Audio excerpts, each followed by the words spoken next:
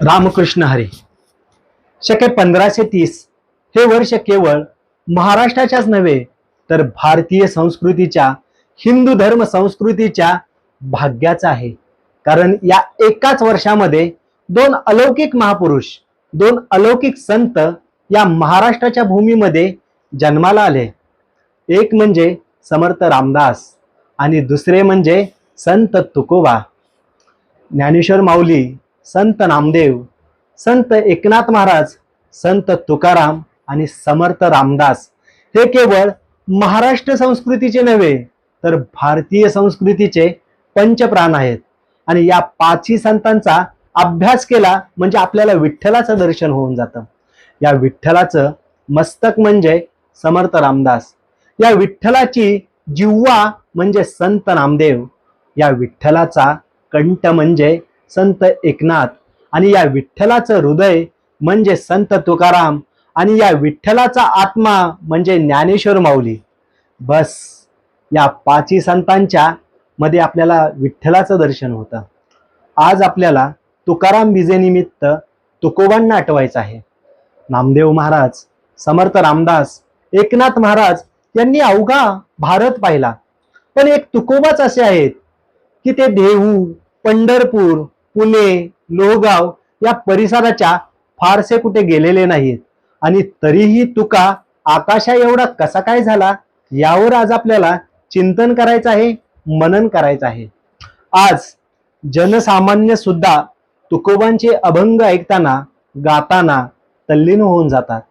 कारण तुकोबांचं चरित्रच अद्भुत आहे. या सर्व संतांच्या चरित्रांचा जर नीट आपण अभ्यास केला तर आपल्याला लक्षात येईल की त्यांच्या पूर्वजांनी विशेष काहीतरी पुण्यही संपादन केली होती. ज्ञानेश्वर महाराजांच्या 8 पिढ्या या नातोपासना करणाऱ्या होत्या, त्या वारी करणाऱ्या होत्या. संत नामदेव महाराजांच्या 8 पिढ्या संकीर्तन मध्ये अखंड बुडाल्या होत्या. एकनाथ महाराज तर फार भाग्यवंत हो. त्यांच्या पंजोबांनी म्हणजेच भानुदास महाराजांनी कर्नाटकला जाऊन जो कानडा झालेला विठ्ठल तो परत आणला. तुकाराम महाराजांच्या विश्वंभर बुवापासून पंढरीची वारी ही चालूच होती. समर्थ रामदास स्वामी यांच्या अनेक पिढ्यांमध्ये रामोपासना आणि सूर्योपासना चालली होती. संत म्हणतात ना की शुद्ध बीजापोटी फळे रसाळ गोमटी, हे स्वतः तुकोबांनीच म्हटले आहे. आणि हे सर्व संतांच्या बाबतीत 100% सत्य आहे. तुकोबांचे लहानपण अतिशय सुखामध्ये गेलं. त्यांच्या घरी सावकारी होती, त्यांचा उत्तम व्यवसायही होता.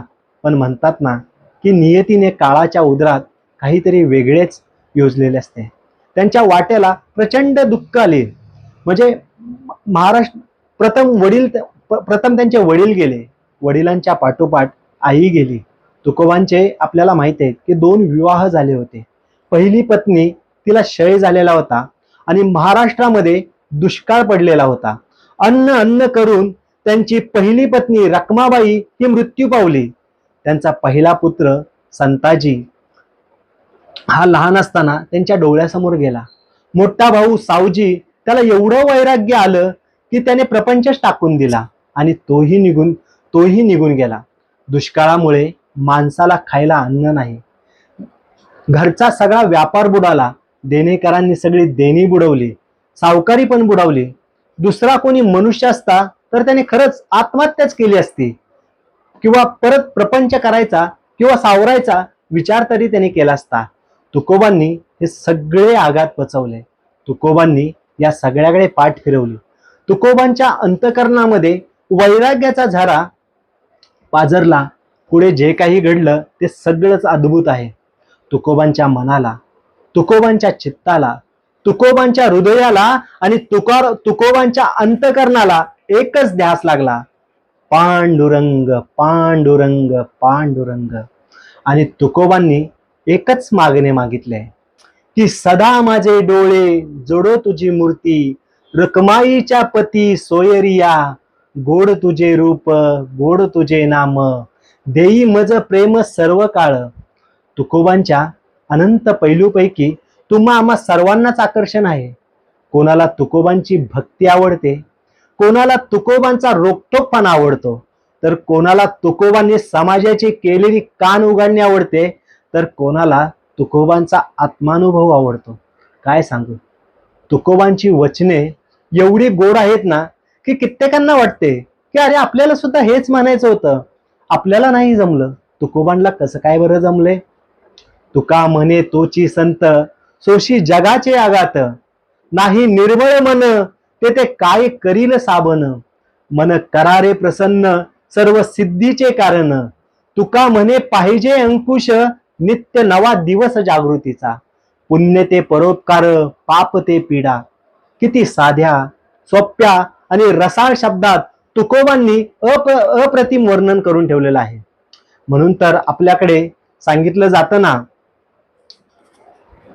की ओवी कोणाची, तर ज्ञानेशाची, आर्या कोणाची, तर मोरोपंतांची, श्लोक कोणाचा, तर वामन पंडिताचा, पण अभंगाचा मान फक्त आणि फक्त तुकोबांचाच. पण ही अशी अभंगवाणी ही एका दिवसात निर्माण झाली नाही. तुकोबांना त्यासाठी प्रचंड झगडा करावा लागला आहे. रात्रंदिवस आम्हा युद्धाचा प्रसंग असे तुकोबांनी स्वतः म्हटले आहे.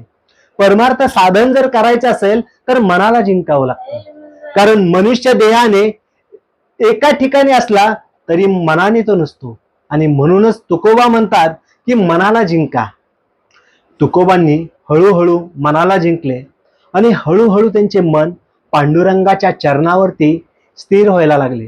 तुकोबांनी मनाला वैराग्याचा, विवेकाचा अंकुश लावला. आता कोटे धावे मन, तुझे चरण देखलिया, भाग गेला सीन गेला, अवघा झाला आनंद. तुकोबांना प्रपंचाचे वैराग्यच प्राप्त झाले. त्यांची दुसरी जी पत्नी होती ती पुण्याची होती. गुळवे नावाचे एक मोठे सावकार होते आणि अतिशय लाडात वाढलेली ही होती.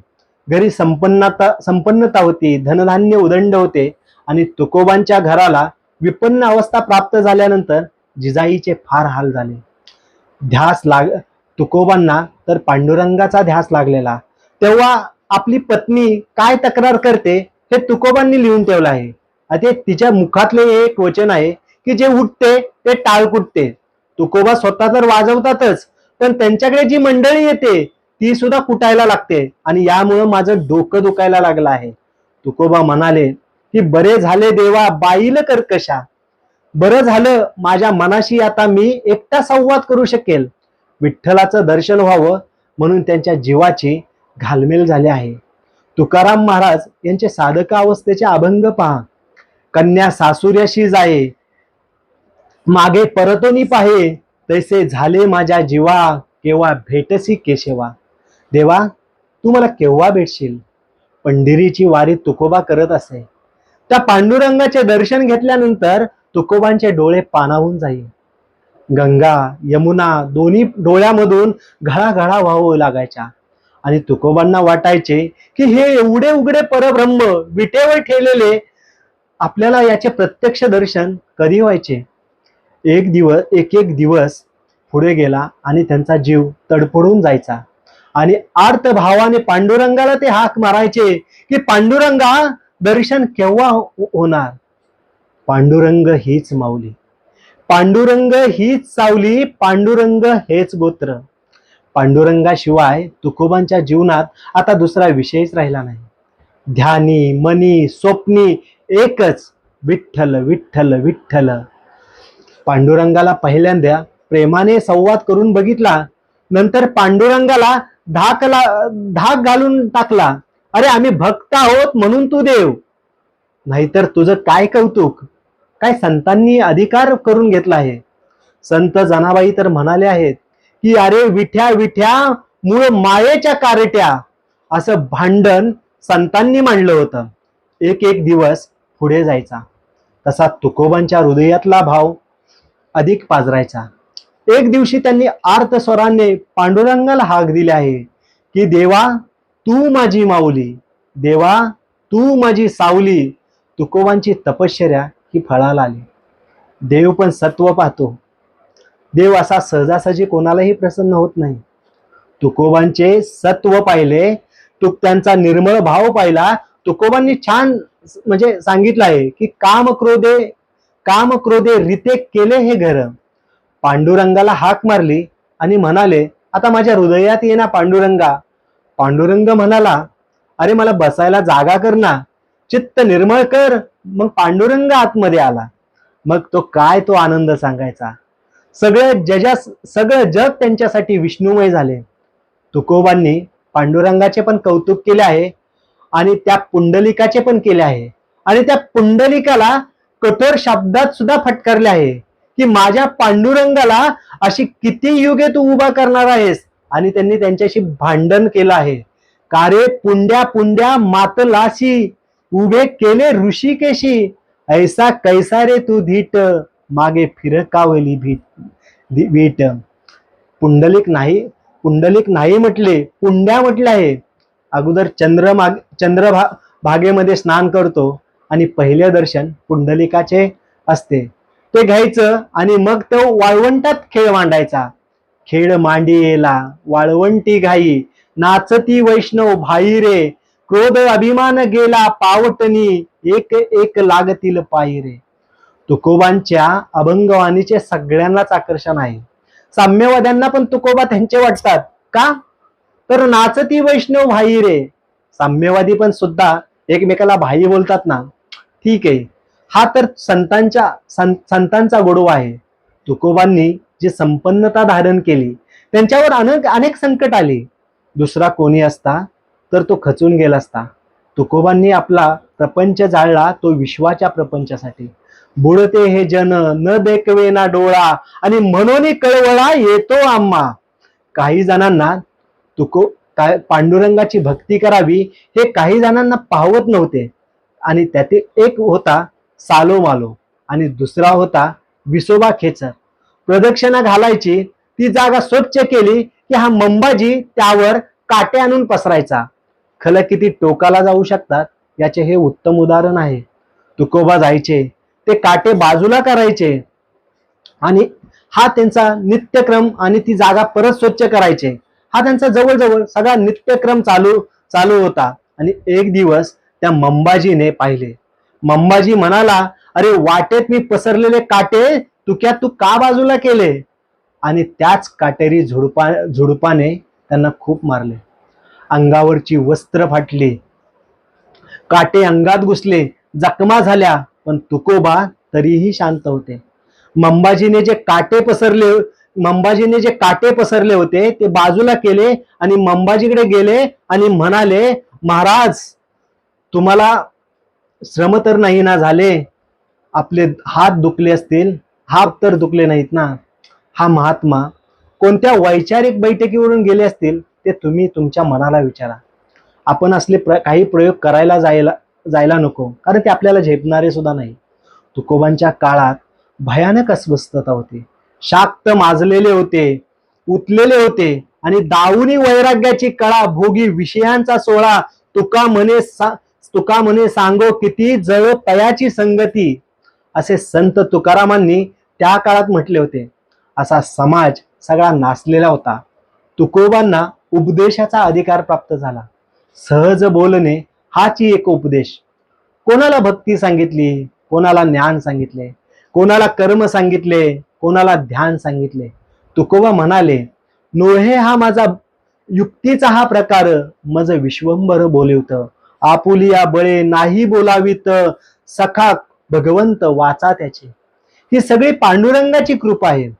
एकदा आळंदीला एक भक्त गेला आणि ज्ञानेश्वराची 100 पारायणे केले आणि एका वृक्षाखाली बसला आणि धरलं. माऊलींना म्हणाला की तुमचा आता दृष्टांत झाल्याशिवाय मी ही जागाच सोडणार नाही. माऊलींना धरणेकराची दया आली. त्याला दृष्टांत झाला आणि त्याला सांगितले, अरे बाबा रे, इथे कुठे आलास, देहूला जा, तुकोबा तुला उपदेश करतील. त्याला आनंद झाला. देहूला आला आणि त्याने विचारले, इथे संत कोणी राहतात का. तुकाराम महाराज, प्रत्येक गावात काहीतरी दुर्जन असतातच ना. त्यांना वाईट वाटते की संतांना संत म्हटले की त्यांना फार वाईट वाटतं. स्वतः काहीच करायचं नाही आणि दुसरा पुढे गेला की त्याला मागे खेचायचं. तुकोबा संत तुकोबा संत झाले, विरागी झाले, याचे अनेकांना दुःख व्हायचे. निंदकांनी लांबून त्यांचे घर दाखवले आणि म्हणाले, अरे हा कुठला संत, हा नुसता टाळकुट्या. धरणेकरी आला आणि तुकोबांचे पाय धरले. तुकोबा म्हणाले, काय करता तुम्ही? तुकोबांनी त्यांच्या चरणाला वंदन केले आणि म्हणाले, आपण का आलात? धरणेकरांनी सगळी कथा सांगितली. माऊली म्हणाले, तुला उपदेश हवा आहे ना, देहूला जा, तुकोबा तुला उपदेश करतील. आणि ते ऐकले आणि तुकोबा एकदम खालीच बसले आणि ढसा रडायला लागले. तुकोबा माऊलींना म्हणाले, माऊली, माझी पात्रता ती काय? माझा अधिकार तो काय? आणि आपला तो अधिकार काय? आणि या धरणेकराला तुम्ही माझ्याकडे पाठवले. तेव्हा तुकोबांनी काही जे अभंग लिहिले आहेत ना, ते अप्रतिम आहेत. की बोलिले लेकुरी वेडी वाकुडी उत्तरे, करा क्षमा अपराध महाराज तुम्ही सिद्ध, नाही विचारला अधिकार मी आपुला, तुका म्हणे ज्ञानेश्वरा राका पायापैकी करा. माऊली, मला आपल्या चरणाशी ठेवा. माऊली, मला आपल्या चरणाशी ठेवा, असे मागणे तुकाराम महाराजांनी मागितले आहे. तुकोबा घाईवरले आणि पुन्हा पुन्हा म्हणतात की माऊली, माझा अधिकार तो काय? माझी पात्रता ती काय? मला कशासाठी एवढा अधिकार दिलास? ज्ञानियांचा राजा गुरु महाराव, म्हणती ज्ञानदेव तुम्हा ऐसे, मज पामरा काय हे थोरपण, पायीची वाहन पायीची बरी. माऊली, मी आपल्या चरणाशी आहे, मला एवढा अधिकार नको. इतकी विनम्र भूमिका घेऊन तुकोबांनी हे अभंग लिहिलेले आहे. ब्रह्मादिक जेते तुम्हा ओळगणे, इतर तुळणे काय पुरे. माऊली, जिथे तुम्हाला ब्रह्मादिक पण ओळखणार नाहीत, तिथे तुम्हाला मी काय ओळखणार?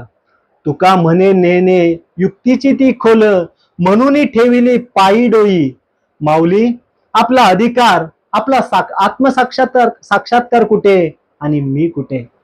तुकोबा भंडाऱ्यावरती जायचे, तिथे चिमण्या दाणे टेपायच्या आणि तिथे जो थवा बसलेला असायचा, तुकाराम महाराज तिथे गेले असता थवा बसलेला उडून गेला. तुकाराम महाराज त्यांना खूप वाईट वाटलं की आपल्या आयुष्यात असं नेहमीच घडतं की असे कितीतरी आपल्याला थवे उडून जातात, बरोबर, त्याच्या विशेष आपल्याला काही वाटत नाही. पण तुकोबांना ते जिव्हारी लागले आणि त्यांनी एका अभंगात म्हणून ठेवले आहे की चित्त शुद्ध तरी शत्रू मित्र होती. मग तो वाघ असो, साप असो, अहो तेही मित्र होऊन जातात. चिमण्या तर एवढ्या निष्पाप. मला बघून त्यांनी उडून जावं, पांडुरंगा माझे चित्त अजून शुद्ध झाले नाही का? इतका कळवळा त्यांच्या मनामध्ये दाटून आला आणि चित्ताची इतकी शुद्धी झाली की तुकोबा ज्यावेळी अभंग म्हणायला लागले त्यावेळी चिमण्या त्यांच्या अंगावरती नाचत असत. ते म्हणत असत की संतांच्या संगतीमुळे माझं हे चित्त शुद्ध झाले.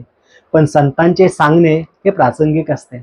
एका ठिकाणी तुकोबा आपल्याला म्हणतात की तुका म्हणे गर्भवासी सुखे घालावे आम्हासी, आणि दुसऱ्याच ठिकाणी ते लगेच म्हणतात की तुका म्हणे गर्भवासा येणे जाणे खुंटले. काही जणी म्हणतील, अरे असे काय म्हणतात तुकोबा? एके ठिकाणी म्हणतात जन्माला घाला, तर दुसरीकडे म्हणतात की मोक्ष मिळाला, आता जन्मच नाही. हे सगळे प्रासंगिक लेखन असतं. काही अभंग साधक अवस्थेमधले असतात, काही अभंग त्यांचे सिद्धावस्थामधले आहेत. आणि या दोन्ही अवस्थेमध्ये जे अंतर आहे ते आपण ते लक्षात घेऊनच आपल्याला अभंग वाचावे लागतात. तुकाराम महाराज म्हणतात की काही पाठ केली संतांची वचने, विश्वास आदरे करून या. आपण वाचतो पण विश्वास ठेवतो का हो?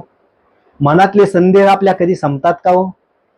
त्यांनी वेद, उपनिषद, गीता, अनेक संत साहित्यांचा अभ्यास केला आणि म्हणूनच म्हटले आहे की अनुरेणू या थोकडा तुका आकाशा एवढा. तुकोबा खूप व्यापक झाले, ते आभाळा एवढं होऊन गेले. अन्य धन्य धन्य म्हणवतील ही लोका, भाग्य आम्हा तुका देखी येला. अशी पात्रता तुकोबांनी प्राप्त करून घेतली. असतो.